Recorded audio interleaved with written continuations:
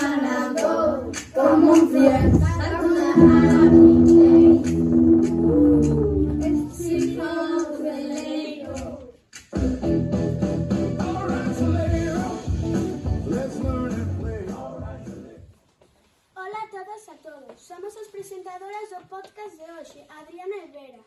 Welcome to All Right Celeiro, un podcast da radio de Rufosoños do CEIP de Celeiro. Neste podcast falaremos en galego and in English, sobre cousas interesantes e divertidas.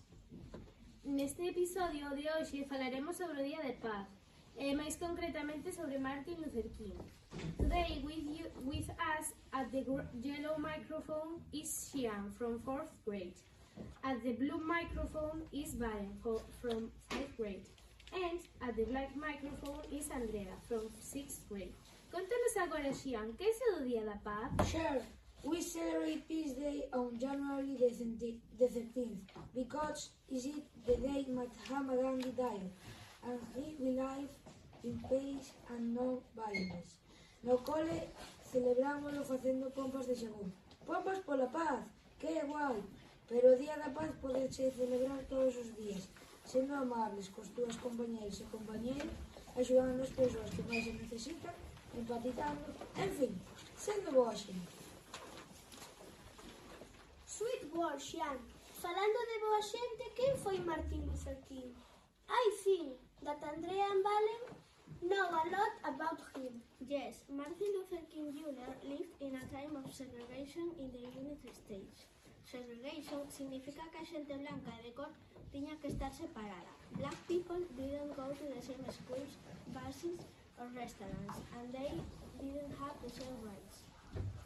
Martin Luther King believed this was unfair and wrong. He organized peaceful marches and protests to change these laws. In 1963, Martin Luther King gives his famous I Have a Dream speech. Neste discurso di que soña cun país onde todas as persoas son iguais. A verdade é que foi moi valente, pero conseguiu acabar coa segregación.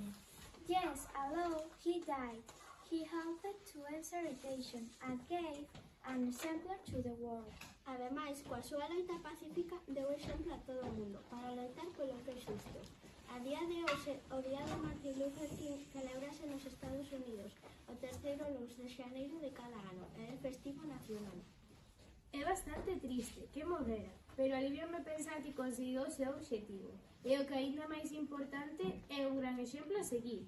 Save the wars and violence still exist in the world, but at Save Celeiro we will do our small part to help stop them.